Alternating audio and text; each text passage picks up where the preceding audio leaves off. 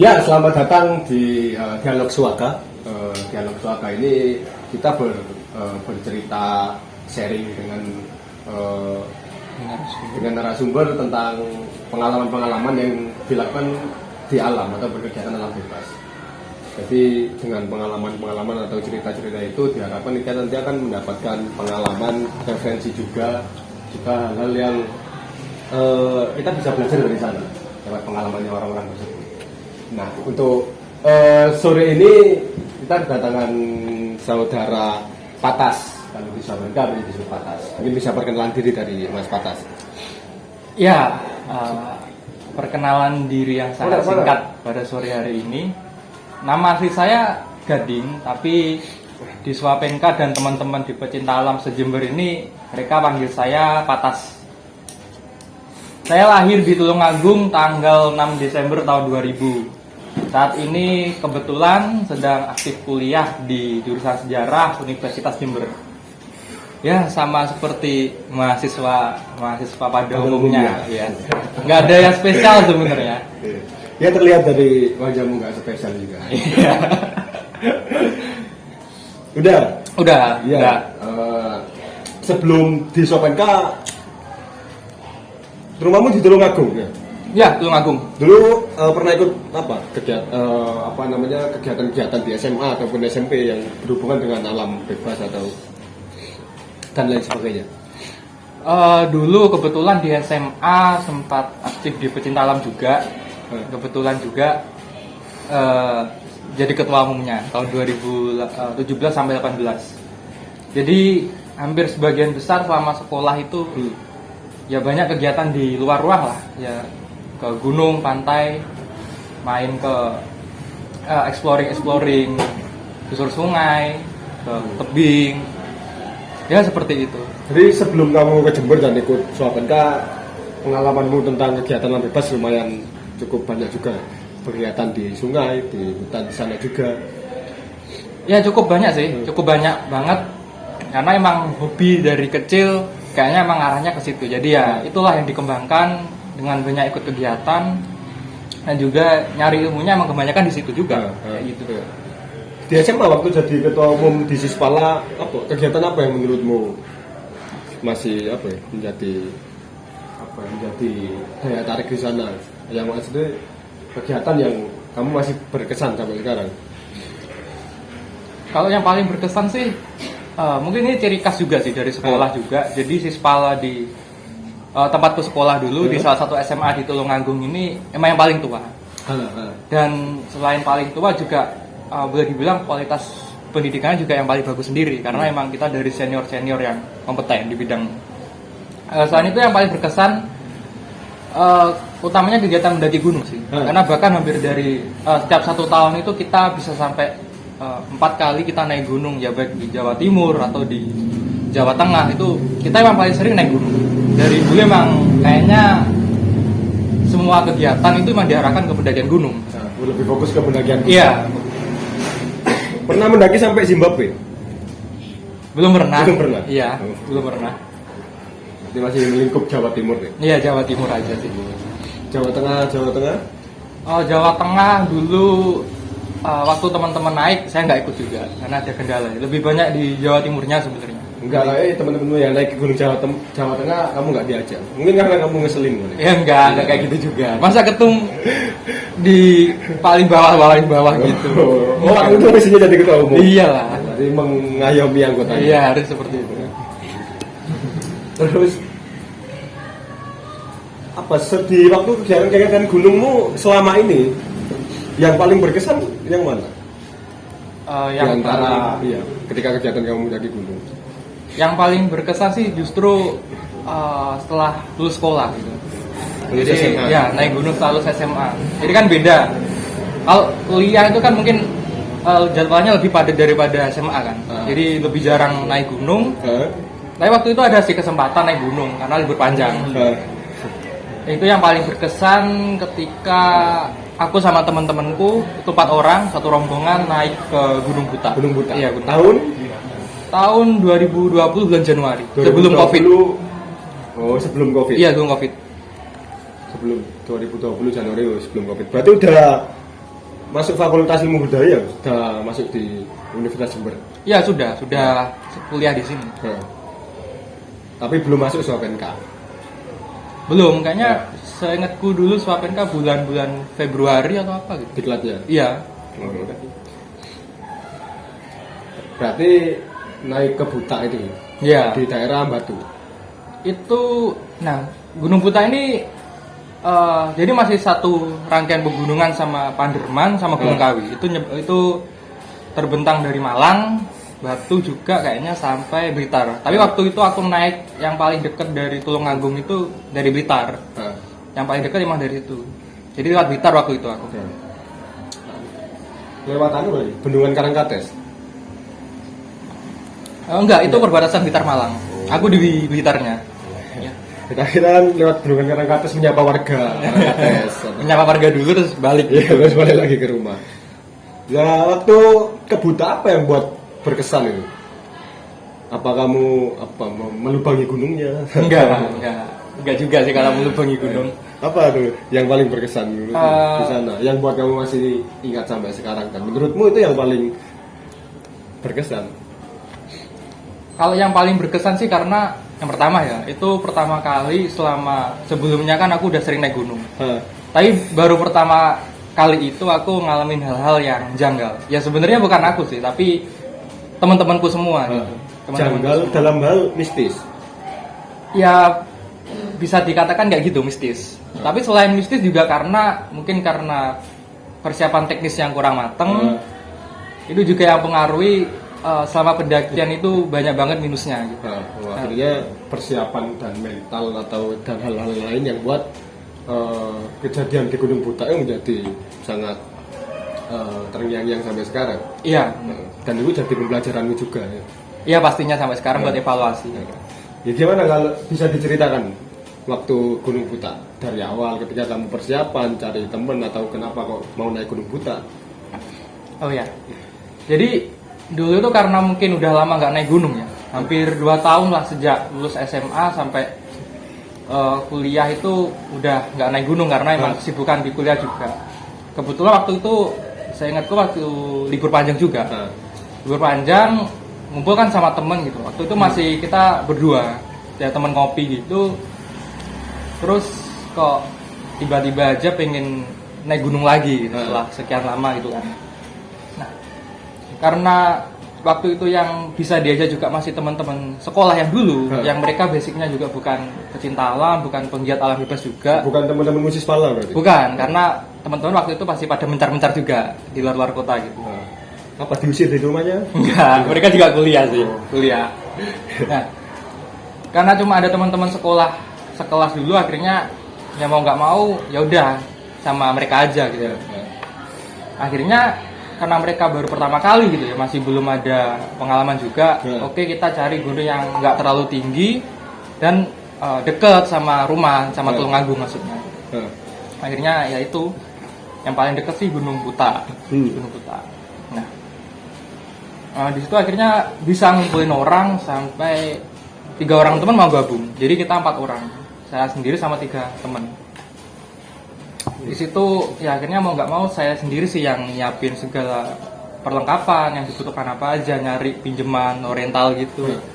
Sama ngasih tahu mereka soal ini pergerakan kita hari pertama mau kemana, berapa jam estimasinya, dari awal sampai akhir rencananya kayak gimana, itu aku semua. Ilmu-ilmu yang kamu dapat di Sipala kamu praktekkan di sana? Iya, ya dengan kapasitas untuk ukuran anak SMA lah ya. Ukuran anak SMA sebenarnya itu udah yang paling mentok sih kalau. Tapi beda lagi kalau sekarang udah mungkin di SWAPNK banyak ilmu tambahan lagi, bisa lebih expert mungkin. Mungkin karena juga pengalaman juga ya. Iya, pengalaman juga. Kayak gitu. Setelah itu kita memutuskan hari Sabtu berangkat dari Tulungagung naik motor. Kita 2 motor, 1 motor 2 orang. Kayaknya sih kalau nggak salah ingat ya sekitar jam 8 waktu itu berangkat. Jam 8. Kenapa berangkat jam 8? Karena emang rencananya kita mau naik sekitar setelah siang. Setelah siang nggak gitu. Gunung Buta ini ketinggiannya berapa? Ketinggiannya 2.800. 2.800. Iya, 2.800-an ketinggian. Dengan estimasi sampai puncak dan balik lagi ke rumah berapa jam? Kalau aku dulu lihat di nyari info di internet itu dari pos 1 ya, dari base camp tempat perizinan itu sampai ke camp terakhir itu sekitar 7 jam. Nanti summitnya itu sekitar 1 jaman. 1 jaman. Lama. Zaman batu, zaman es. Iya. Ya, 1 jaman. Terus. Nah, berangkat pagi kan jam 8. Waktu mau nyampe di base camp. Sebelum kamu nyampe di base camp, perlengkapan apa yang kamu persiapkan? Dari logistik, dari kebutuhan pakaian dan lain sebagainya. Nah, waktu itu kita kan 4 orang, 3 carrier, 1 daypack. Aku yang bawa daypack waktu itu. Jadi itu isinya 1 tenda untuk isi 4 orang. Terus logistiknya emang karena waktu itu ilmu juga masih sangat minim ya. Dominan sih roti, coklat sama mie. Beras pun kayaknya waktu itu bawa sih. Iya bawa tapi lupa juga dimasak apa enggak ini. Kayaknya soalnya nggak masak juga kita beras. Jadi dominan mie. Jadi itu sebenarnya nggak sehat. Ya buat teman-teman kalau bisa naik gunung itu bawa makanan yang bisa memenuhi kebutuhan gizi kita. Emang seringnya mie karena instan kan? Iya karena Dulu instan. SMK juga sering kalau mau naik gunung di rumah di Penanggungan juga bawanya mie sama kopi cukup. Seringnya gitu ya. Soalnya belum tahu hal-hal kayak gitu. Iya. Nah, kita bawa logistik memang seadanya. Kita naik motor. Jadi base campnya itu aku lewat pendakian jalurnya via Sirah Kencong. Itu perkebunan teh yang ada di Blitar ya. Ada berapa jalur di Buta? Kalau di Buta, seingatku itu ada yang resmi ya, ada 2 jalur. Yang satunya tuh lewat Malang itu via Panderman. Ya, via Panderman. Sama Surah Kencong. Ya, Sirah Kencong. Jadi kayak gitu. Kenapa milih Surah Kencong? Ya karena emang nyarinya yang dekat sama Tulungagung aja. Jadi biar nggak terlalu memakan waktu di jalan, biar teman-teman juga nggak kelelahan juga gitu. Soalnya toh juga puncaknya juga sama. Mungkin yang membedakan kalau lewat jalur Panderman tuh kita bisa sampai di Sabana. Tapi kalau Sirah Kencong kita nggak sampai di Sabana soalnya membelakangi. Beda punggungan aja sebenarnya. Cuman kalau tak lihat kan akhirnya sama-sama jauh sebenarnya. Iya, sama-sama jauh kalau jalannya muter lewat Jakarta. Iya, nggak mungkin kalau itu. Terus? Terus berangkat jam 8, sekitar jam 11 tuh mau nyampe base camp. Tapi waktu itu ban belakang motorku bocor. Kaget kan waktu itu aku turun gitu. Aduh bocor. Akhirnya sama temen, aku bilang sama temen yang di depan gitu, aku harus tambal ban. Yang mau nggak mau kan turun dan nyari tambal ban, kan tanjakan gitu. Turun ke rumah warga, tanya-tanya gitu, Bu di sini yang punya tambal ban siapa gitu? Ada di sebelah rumah gitu. Aku samperin rumah itu, terus ternyata si tukang tambal bannya ini lagi kerja di pabrik susu. Jadi di atas itu dekat base camp tuh ada pabrik susu, pabrik susu gitu. Milik masyarakat? Ya bukan punya PT. Punya PT. Ya punya PT waktu itu. Ya udah akhirnya nunggu gitu, katanya habis zuhur gitu. Ya udah kita nunggu habis zuhur kan, nunggu 1 jaman. Akhirnya bapaknya datang, ditempel kan tuh motor. Akhirnya lanjut lagi naik sekitar jam 1-an. Sampai base camp jam 1. Ya jam 1-an. Di base camp ngurus perizinan dan lain-lain. Iya, ngurus perizinan pastinya. Tapi waktu itu cuma ditanya kan, masnya mau wisata apa mau naik ke gunung gitu. Aku bilangnya naik ke gunung. Ya udah ngisi buku piket sama bayar karcis saja gitu. 5.000 kalau nggak salah 1 orang. Kenapa ditanya mau naik gunung atau wisata? Apa ada wisata lain juga yang sejalur? Ada sih. Jadi kebun teh itu sekalian jadi tempat wisata. Kebun teh jadi tempat wisata. Kayaknya sih beda harga tiket aja. Kalau di wisata doang kayaknya lebih murah. Kalau naik ke gunung itu mungkin lebih mahal 2.000 atau 1.000-an kayak gitu. Setelah ngurus perizinan, ditanya-tanya dan lain sebagainya, apa dikasih tanya-tanya tentang jalur dan lain sebagainya juga? Enggak, jadi emang cuma kita ngisi buku piket dan bayar. Tapi waktu itu sebelum berangkat jauh-jauh hari aku udah coba cek di internet sih, jalan mana aja yang harus aku lewati buat sampai ke puncak gitu. Ya dari base camp pos 1 2 3 4 sampai ke puncak gitu. Itu udah aku screenshot juga informasinya itu, karena kan di gunung nggak ada sinyal jadi nggak bisa buka Google gitu. Tapi waktu itu ada firasat juga gitu. Firasat waktu itu, ini kalau kita cuma isi buku piket gitu ya, kita sih di piket nulisnya besok turun gitu. Tapi asumsiku kalau besoknya lagi kita nggak turun, apa kita bakal dicari gitu sama si petugas yang ada di situ gitu. Kayaknya kalau di gunung-gunung nggak semuanya bisa kayak gitu, mungkin kecuali Gunung Semeru gitu ya, yang itu bisa dipantau langsung kalau nggak turun atau gimana kayaknya sih bisa gitu. Tapi kan harusnya ketika udah ada tiketing kan ada pemantauan juga. Harusnya sih kayak gitu, Cuma setauku juga mungkin karena jalur yang aku lewatin ini jalur yang nggak seramai di Panderman itu mungkin kurang terlalu teratur juga, nggak tahu sih kalau sekarang udah mulai bagus apa enggak. Aku juga kurang tahu juga. Soalnya cuma ditanyain mau kemana sama disuruh bayar tiket itu aja. Setelah itu kan kondisi hujan, kita neduh di warung, makan, sholat. Setelah itu sempat ditanyain sama si punya warung gitu, Mas apa mau muncak gitu, kondisi hujan waktu itu. Aku jawab, iya Bu, kita mau muncak gitu. Si ibunya bilang lagi gitu, mending camp di kebun teh aja gitu. Aku bilangnya gini gitu, oh enggak Bu, kita udah lama nggak muncak, jadi kita nunggu reda aja, habis itu kita lanjut perjalanan ke puncak gitu. Karena hujan, aku lihat sungai waktu itu. Ya mungkin karena naluriku juga atau asumsiku aja sih gitu. Kalau ketika hujan sungai itu berlumpur warna coklat gitu, itu berarti di atas ada banjir. Kayak gitu. Tapi waktu itu aku lihat sih bersih, mending aja gitu. Ada ikan-ikannya? Ya, enggak ada. Siapa tahu ada paus. Enggak mungkin itu, mau sangat sultan itu. Nah, karena ya hujan reda, sungai juga aman aja, aku naik waktu itu. Nah, cuma kesalahanku waktu itu, aku cuma ngecek nyari informasi itu dari perjalanan base camp ke pos 1, 2, 3, 4 sampai ke puncak. Padahal kondisinya kan base camp sendiri kan kebun teh gitu. Namanya kebun teh kan pasti ada banyak jalan labirin untuk ya orang kerja di kebun teh gitu. Sebenarnya jalannya itu lebar, makadam gitu. Awalnya sih nggak ada kendala gitu. Terus mulai kebingungan tuh, ini mau ke kebun tehnya tuh lewat jalan mana gitu. Tapi emang jalurnya itu emang melewati kebun teh? Iya, emang lewati kebun teh. Sempat tanya sama orang-orang yang lagi wisata di situ, tanya gini, Mas ini kalau mau naik ke kebun teh lewat mana gitu. Katanya sih disuruh naik aja Mas jalan ini gitu. Oke, kita naik gitu kan. Naik sampai atas itu ternyata ada jalan itu banyak pertigaan sama perempatan gitu. Jalannya lebar gitu.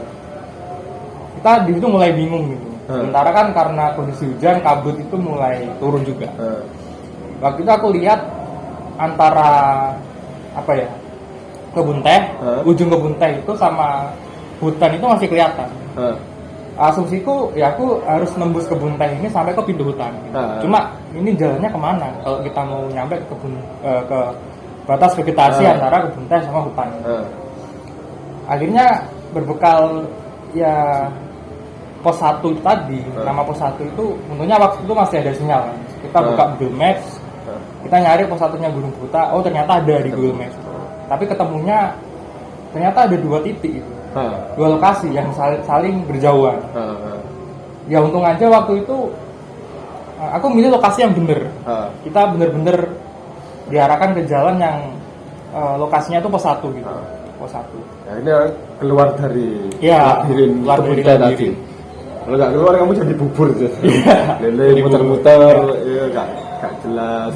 Itu ya emang kesalahan dari aku sendiri sih, karena aku nggak ngecek lokasinya kebun teh itu banyak jalan atau enggak gitu. Dan itu kan pertama kali aku emang naik gunung dengan kondisi kebun teh kan beda sama kayak Semeru gitu, Gunung Kelut itu kan jalurnya emang cuma satu dan nggak ngelewatin kebun.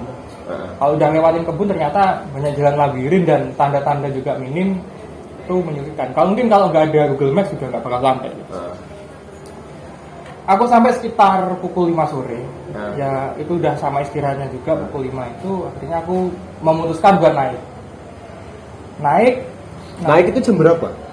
Jam 5. Jam 5 sore? 5 sore naik lagi. Emang tujuan awal trekking malam hari kah? Enggak, tujuannya itu sebenarnya kita berangkat siang kan.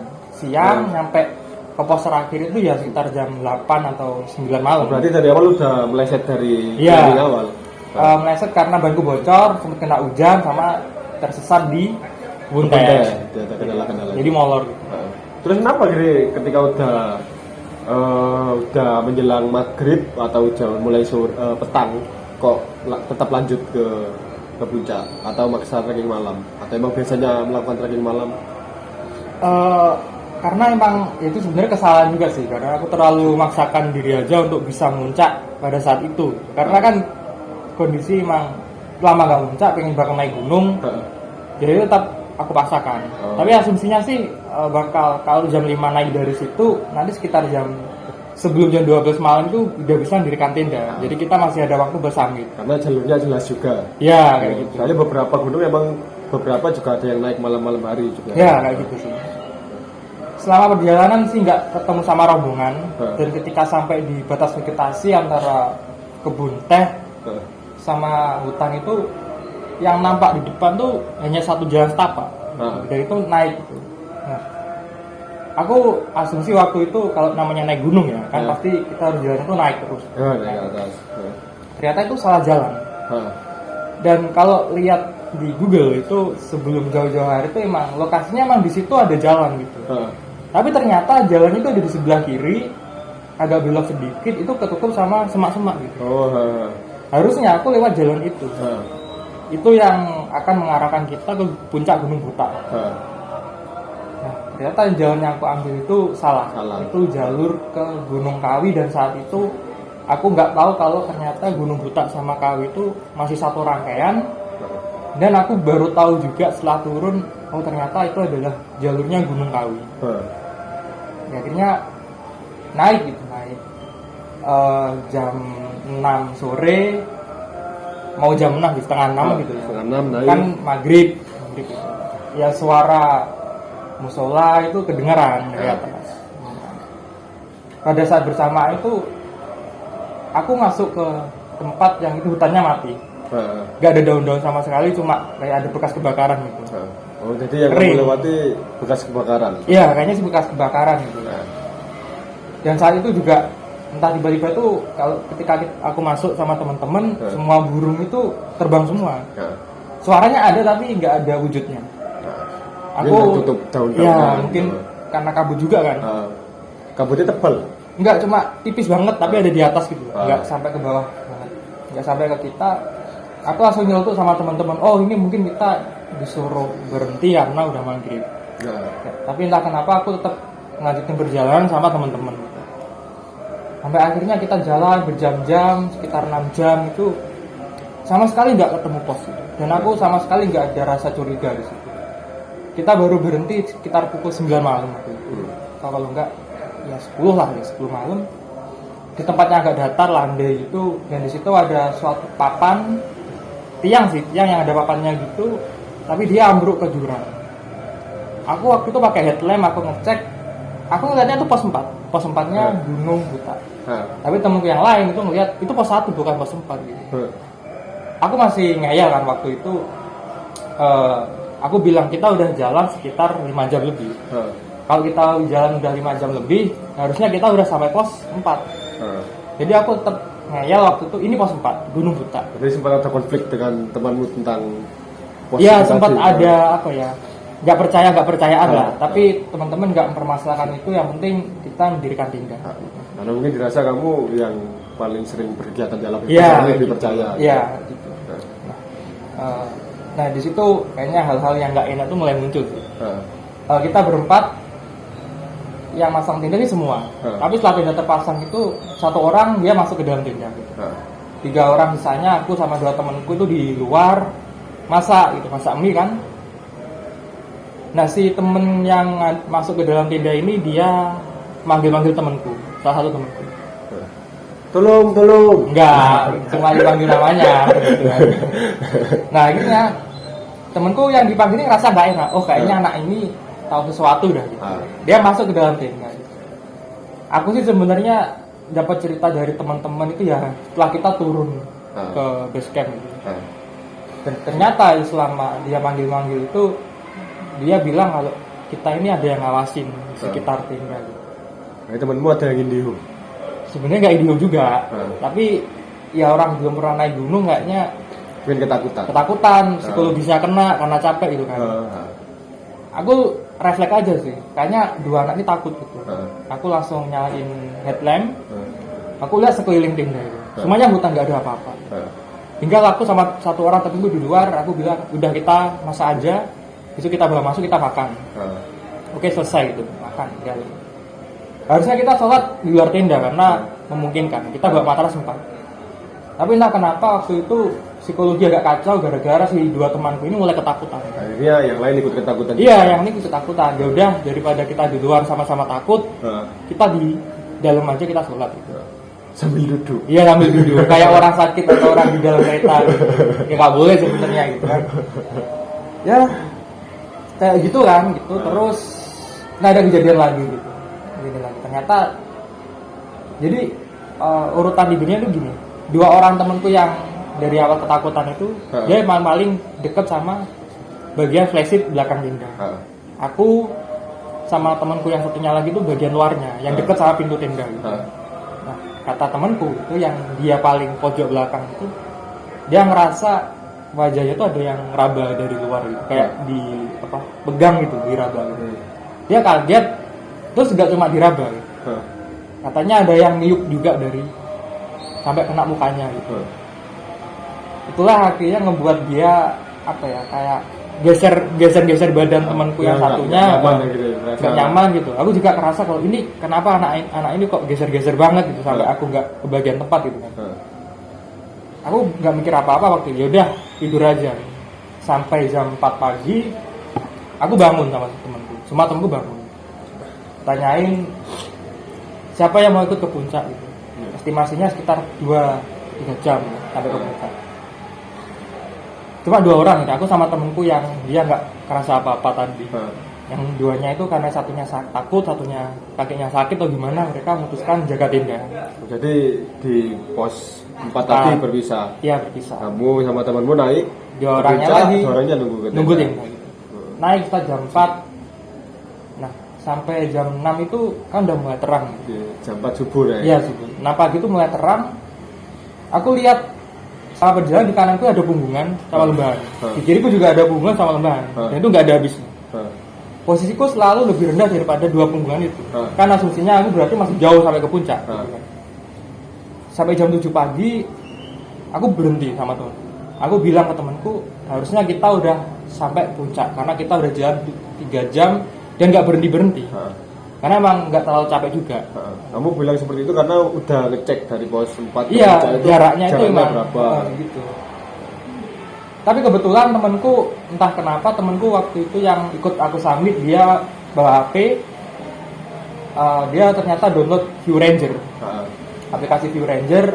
Untungnya di situ ada sinyal 4G cuma satu. View Ranger aplikasi navigasi darat. Iya aplikasi itu. Aku bahkan sempat bahas story juga di situ sama temanku. Setelah dicek, HP-nya aku minta gitu, coba aku lihat gitu.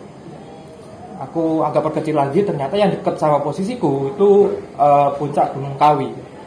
Aku kaget gitu, kok kita ada di Gunung Kawi gitu. Aku geser lagi agak ke kiri, ke kanan gitu, nyari Gunung Buta di mana. Ternyata Gunung Buta itu ada di sebelahku. Kalau nggak salah di sebelah di punggungan satunya gitu. Itu adalah jalurnya Gunung Buta gitu kan. Jadi dari sana setelah kamu ngecek View Ranger, akhirnya kamu tahu bahwa kamu udah beda jalur. Udah beda jalur dari awal. Ya. Dan nggak sesuai plotting awal mau menuju Buta malah ke Gunung Kawi.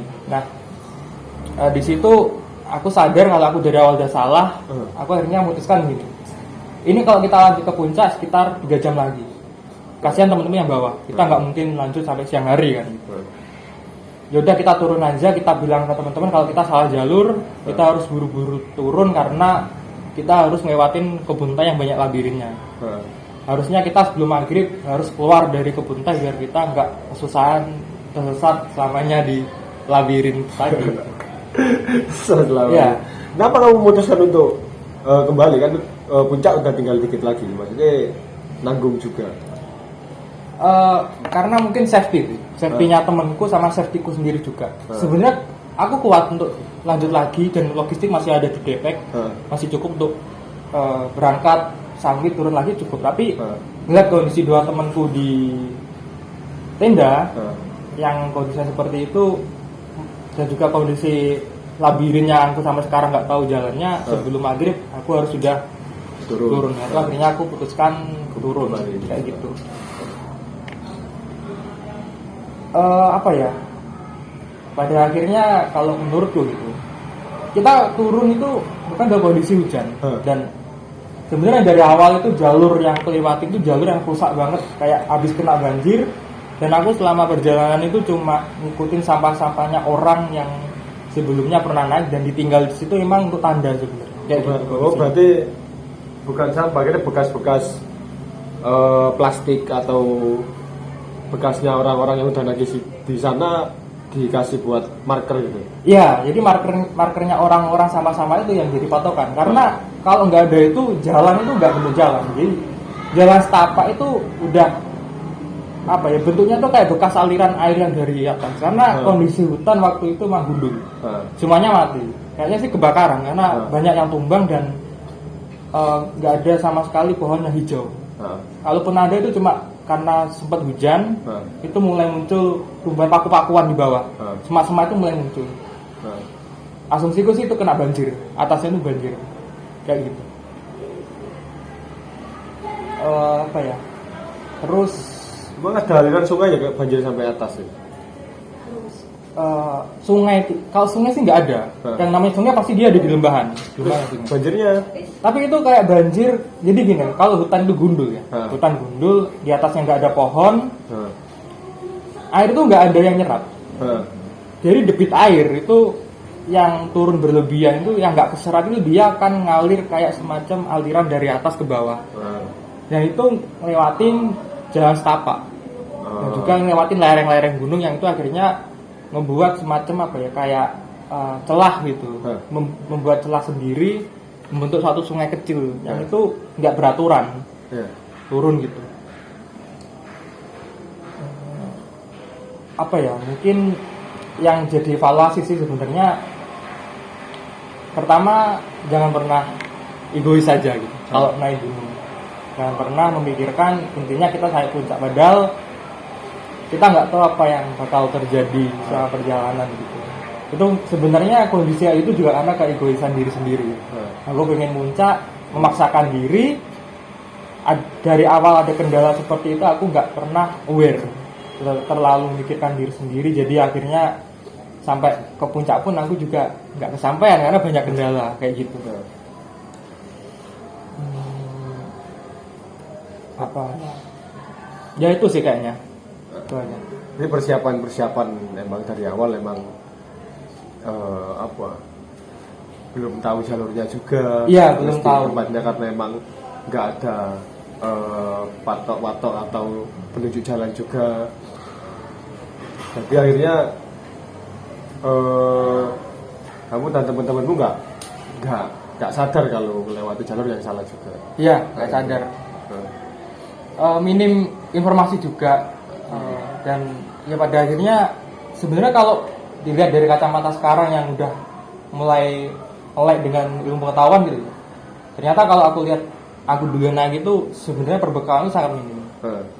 Pertama nggak megang kompas, nggak megang peta, logistik nggak aturan, cuma bawa logistik mie, terus roti, coklat, dan juga minuman-minuman aja. Terus juga selain itu apa ya, ilmu-ilmu soal sebenarnya bisa navigasi waktu itu, cuma naluri atau intuisinya itu masih belum bisa apa ya, sekarang gitu, sekuat sekarang gitu. Waktu itu aku cuma apa ya, asumsinya ya udah selama aku tahu aku naik dari mana, aku pasti tahu turunnya dari mana, karena jalurnya masih jelas, aku nggak bakal tersesat kayak gitu. Ya itu aja sih kalau evaluasinya kayak gitu. Berarti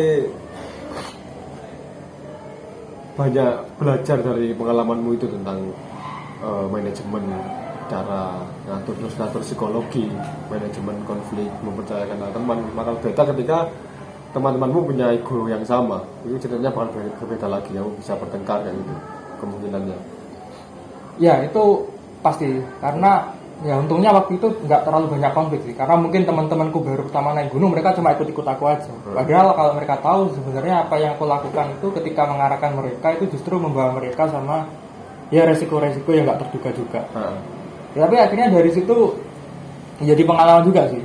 Jadi buat pembelajaran juga gimana cara kita naik gunung, safety-nya kayak apa gitu. Ya utamanya cari informasi terlebih dahulu. Cari informasi jalurnya kayak gimana dari awal sampai akhir. Terus juga memastikan hal-hal apa yang dapat jadi resiko kita misal kita nggak turun gitu. Kayak sama kayak yang aku sampaikan tadi, kayaknya kalau kita 3 hari di atas itu mungkin base camp pun nggak tahu karena mereka nggak menanyakan kita sampai kapan. Cuma mereka tanya sampai kapan besok, ya udah gitu aja. Tapi nggak ditindaklanjuti lagi atau gimana. Itu bahayanya di situ. Selain karena ya papan penunjuk jalannya yang kurang gitu. Teman-teman waktu itu emang belum aware dengan hal tersebut. Itu tadi cerita dari saudara Patas tentang pendakian Gunung Ciputa yang nyasar ke sampai Gunung Kawi, dan cerita yang cukup menarik dan cukup lucu juga kalau diceritakan sekarang. Mungkin waktu kejadian itu jadi panik atau segala macam. Iya, pemikiran liar lah. Yang untung Patas banyak belajar dari pendakian itu. Iya, pasti banyak evaluasi. Belajar dan evaluasi sehingga bisa diterapkan, atau ketika ada pendakian lain atau kegiatan lain dia lebih siap lagi. Bisa. Oke. Ya, terima kasih teman-teman yang telah melihat dan mendengarkan obrolan ini. Mudah-mudahan hal-hal baik menyertai kita semua, dan cerita dari Patas bisa menjadi pelajaran buat kita, Patas dan aku dan kita semua yang mendengarkan. Terima kasih dan salam lestari.